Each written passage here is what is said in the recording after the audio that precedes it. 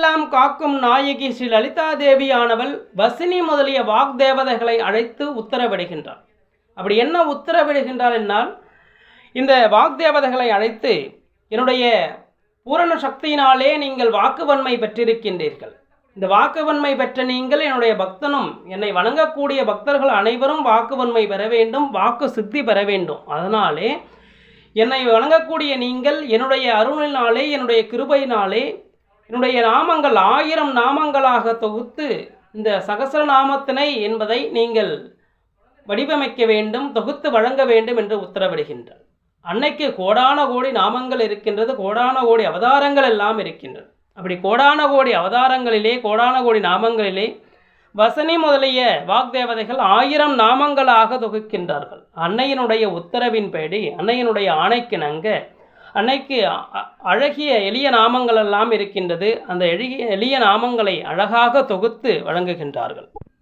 இந்த 1000 நாமங்களை இயற்றியாகிவிட்டது. இதை என்ன பண்ணணும், நம்ம பாராயணம் பண்ணணும். அதாவது எப்படின்னா, ஒரு சபையிலே செய்ய வேண்டும். அரங்கேற்றம் செய்வதற்காக நம்ம இது அன்னைக்கு வாழ்த்தி கூறணும். அப்படி மிகப்பெரிய மகாராஜ சபை, ஒரு மகா சபையிலே பட்டத்து ராணியாக இருக்கக்கூடிய ஸ்ரீ மகாராஜராஜேஸ்வரியானவள் அமர்கின்றார். அந்த சபையில் யாரெல்லாம் வராங்கன்னா, அந்த சபையில் அந்த சகஸ்ரநாமத்தை கேட்பதற்காகவும் அன்னையினுடைய புகழை பாடுவதற்காகவும் பிரம்மன், பிரம்மசக்திகள், நாராயணன், நாராயண சக்திகள், ருத்ரன், ருத்ர சக்திகள் எல்லாம் வராங்க. மற்றெல்லாம் மந்திரினி, வராகி, அதுபோல் தேவாதி தேவர்கள் எல்லாம் அங்கே கூடி நின்று, மந்திரினி சக்திகள் எல்லாம் கூடி நின்று, தண்டினி சக்திகள் எல்லாம் கூடி நின்று அன்னையினுடைய வருகைக்காக காத்திருக்கின்றார்கள். அன்னை பராசக்தியினுடைய தரிசனத்திற்காக காத்திருக்கின்றார்கள். அகிலாண்ட கோடி பிரம்மாண்ட நாயகியாக இருக்கக்கூடிய மகா பராசக்தியாக, ராஜராஜேஸ்வரியாக இருக்கக்கூடிய அன்னை மகா பராசக்தியினுடைய தரிசனம் கிடைப்பதற்கும், அவருடைய 1000 நாமங்களை இந்த வசினி முதலிய வாக்கு தேவதைகள் தொகுத்தாங்க இல்லையா, அதை புகழ்பாட போகிறாங்க. அதை முதல்ல அரங்கேற்ற போகிறாங்க. அந்த அரங்கேற்றுவதை கேட்பதற்காக பல கோடான கோடி தேவர்கள் எல்லாம் அந்த ராஜசபையிலே கூடியிருக்கிறார்கள். ஆனால் அகிலாண்ட கோடி பிரம்மாண்ட நாயகியாக இருக்கக்கூடியவள் தரிசனம் தரா. பூரணமாக இந்த எல்லா தேவாதி பிரம்மன், ருத்ரன், நாராயணன், நாராயண சக்திகள், மந்திரினி, தண்டினி எல்லாம் எழுந்து நின்று அன்னையினுடைய திருப்பொற்பாதங்களை வணங்கி நின்று அன்னையினுடைய தரிசனத்தை பெற்றதற்காக ரொம்ப மகிழ்ச்சி அடைகின்றாங்க.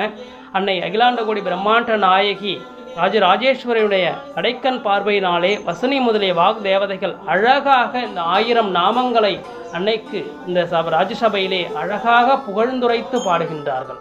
எல்லாரும் கேட்டு ரொம்ப மகிழ்ச்சி அடைகின்றார்கள். அது மட்டுமல்ல, அன்னை ராஜராஜேஸ்வரியாக இருக்கக்கூடிய மகா பராசக்தியானவள் இந்த 1000 நாமங்களை கேட்டு ரொம்ப மனம் குளிர்ந்து தன்னுடைய அங்கே இருக்கக்கூடிய தேவாதி தேவர்களுக்கெல்லாம் அருள் புரிகின்றார். தன்னுடைய பூரணமாக இருக்கக்கூடிய எல்லா சித்திகளையும், ஞான சித்திகளை எல்லாம் அந்த தேவாதி தேவர்களுக்கு வழங்குகின்றார். இந்த வாக்தேவதைகளுக்கு பூரணமாக நல்லாசி கூறுகின்றார். அதுக்கப்புறம் இறுதியாக ஒன்று கூறுகின்றால், இது லலிதா தேவியானவள் இந்த சபையில் இருக்கிறவங்களையெல்லாம் தேவாதி தேவர்களை எல்லாம் பார்த்து கூறுகின்றார். என் ஆணையினாலே வாக்தேவதைகள் இந்த சிறந்த ஸ்தோத்திரத்தை, இந்த 1000 நாமங்களை, என்னை மகிழ்விக்கக்கூடிய எனது திவ்ய நாமங்களை இயற்றி புகழ் பாடினார்கள். என் அருளை பெற்ற நீங்கள் இதனை எப்போதும் நீங்கள் பாராயணம் செய்து கொண்டிருங்கள். என்னுடைய பூரணமான கருணையும் அருளும் நிச்சயமாக உங்களுக்கு கிடைக்கும். பக்தர்களுக்கிடையே இதனை கொண்டு சேருங்கள் சொல்கின்றார்கள். பூரணமாக ஒவ்வொரு பக்தனும் தன்னுடைய இந்த லலிதா சகஸ்ரநாமத்தை நிச்சயமாக பாராயணம் செய்தால், ஒரு முறை பாராயணம் செய்தாலே என்னுடைய பக்தனாக ஏற்றுக்கொள்கின்றேன் என்று அன்னை கூறுகின்றார். ஒரு முறை லலிதா சகஸ்ரநாமத்தை நாம் படித்து வந்தாலே பூரணமான ஞானமோட்சம் கிடைக்கும் என்பது அன்னை கூறுகின்றார். இந்த பஞ்சதாட்சரை ஜபித்து இந்த ஸ்ரீசக்கரத்திலே பூஜை செய்து வழிபட்டு வந்தால் அன்னையினுடைய பூரணமான அருள் கிடைக்கும் என்று அன்னை பராசக்தியானவள் உரைக்கின்றார். லலிதா பரமேஸ்வரி பரிவாரங்களுடன் கூடிய தேவர்களுக்கெல்லாம் உத்தரவிடுகின்றாள். அதிலிருந்து அவள் ஆணைக்கு இணங்க, அவள் ஆணைப்படியே பிரம்மன், விஷ்ணு, மகேஸ்வரன், மந்திரினி முதலிய சக்தி தேவதைகள் இந்த லலிதா சகஸ்ரநாமத்தை, லலிதா தேவியினுடைய அருளை பெறுவதற்காக எப்பொழுதும் அன்னை அகிலாண்ட கோடியினுடைய கருணையினாலே எப்பொழுதும் பக்தியுடன் பாராயணம் செய்து கொண்டே வருகின்றாள். ஏன் தேவாதி தேவர்கள் எல்லாம் பாராயணம் செய்தால் அவர்களுக்கெல்லாம் மகா சக்திகள் எல்லாம் கிடைக்குமே, அப்போ ஏன் இவங்கெல்லாம் பாராயணம் பண்ணணும்? அன்னை லலிதா தேவியினுடைய பாராயணம் இவர்கள் எல்லாம் தேவாதி தேவர்கள் எல்லாம் அவர்களுடைய சக்திகளை எங்கிருந்து பெறுகின்றார்கள் என்றால் லலிதா பரமேஸ்வரியாக இருக்கக்கூடிய மகாராஜ ராஜேஸ்வரியிலிருந்தும் பெறுகின்றார்கள் பூரண சக்தி எல்லாம்.